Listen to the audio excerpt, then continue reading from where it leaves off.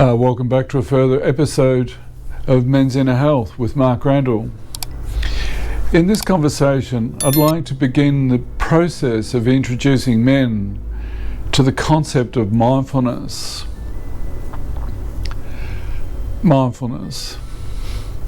Yes, it's a word that's become quite popular over the past 10 years. How do we develop mindfulness? It's not an easy place for us men to have mindfulness, especially when we're so familiar to that overthinking, overanalyzing, ruminating, thinking brain of ours. We have that many tabs open that, I think we're all on the ADHD spectrum to some degree. Learning to have mindfulness. How does mindfulness come about? Well, mindfulness is just a word, and we're all told to, in meetings, and be mindful about what you're going to say, etc., etc. But deep mindfulness is a practice. The scaffolding around mindfulness is a practice of meditation. And this practice of meditation is not an easy one to start with. Meditation, true meditation, is basically sitting cross-legged on a floor, no music, just silence, and just notice your breath. Come back to your breath.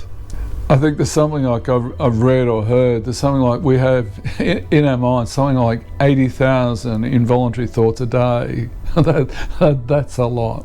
Now, learning to be mindful, how I introduce this to men is what happens when you're sitting out the back and your favourite dog comes up to you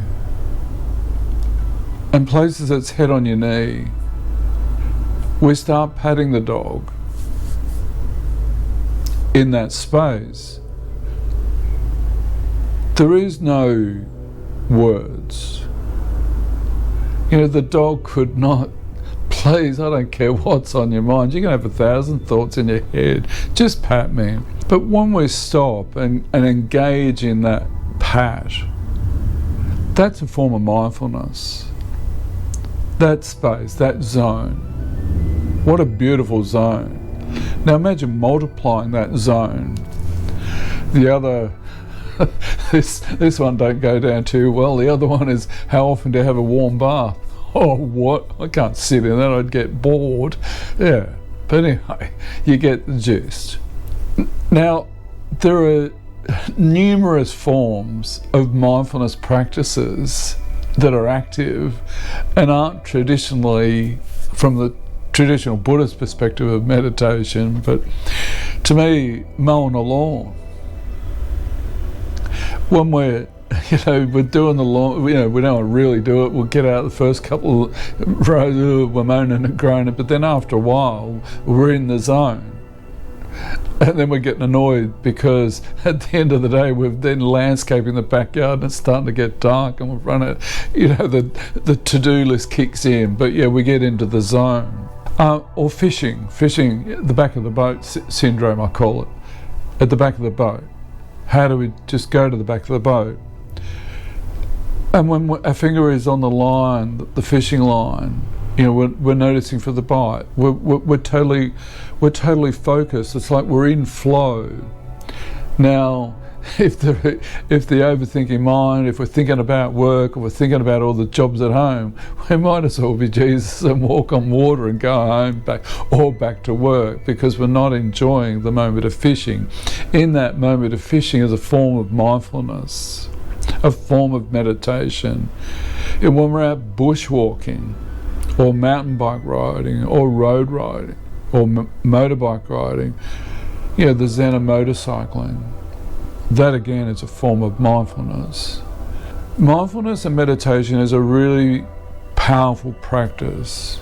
I'm not going to piss in your pockets. It's not an easy skill to develop. I now can own the fact that I've been now meditating religiously and deliberately, and it's deliberate practice I think it's Malcolm Gladwell that had the 10,000 hour rule of deliberate practice. I think he borrowed it from Erik Erikson.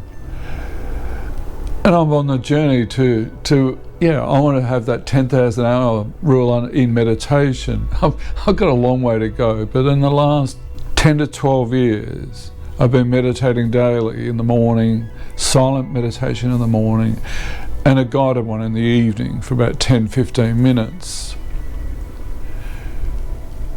Start small.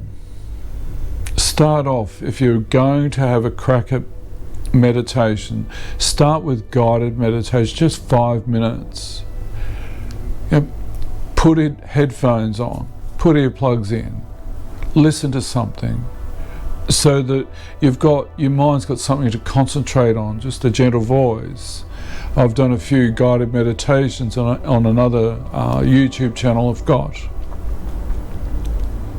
and those ones have visuals in them. Once you've started to develop the ability to sit and extend the 5 minutes to 10 minutes to 15 minutes, then perhaps when you're ready, try silent meditations. And in silent meditations, the focus, the concentration, the point of concentration becomes the rise and fall, the softness of the breath, the little triangle just between here. Just feel the breath, notice the breath, the in and out, the soft flow of the breath. Acknowledge that thoughts are going to come and go. We can't not have thoughts, and sometimes in deep meditation it's like a daydream. Wow, I've just noticed, just come back to the breath. The practice is notice the thought. Don't follow the thought.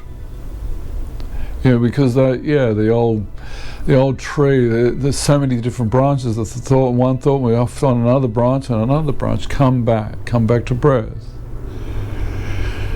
And what we're doing there is we're actually, from a neuroscience perspective, we're focusing on a single point of concentration, and we're training our brains, we're training our minds to have that single point of concentration. When we do get that ability and get better at it, we're able to respond to situations. We're able to notice the early stages of anger, or notice the early stages of our flatness. In the silence, in that nothingness.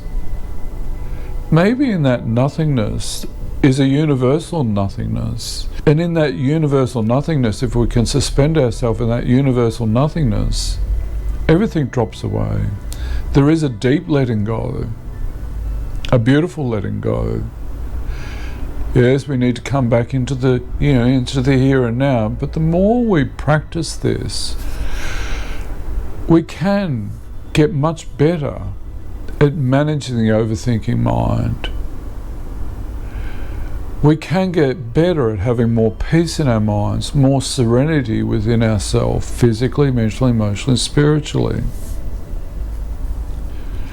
This is a powerful gift to give to ourselves, and when we gift this to ourselves, we can then gift it to our partners, our children, our family, and our friends. I'm not going to. It does take time.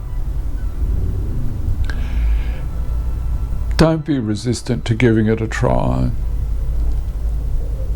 and notice that, it's not, I don't know about you, but I've been impatient. I want to get there now. That's that typical male stuff. Just notice we're not going to get there just now. It will take time. But the gift of the peacefulness of mind is a blessing. Be gentle and enjoy.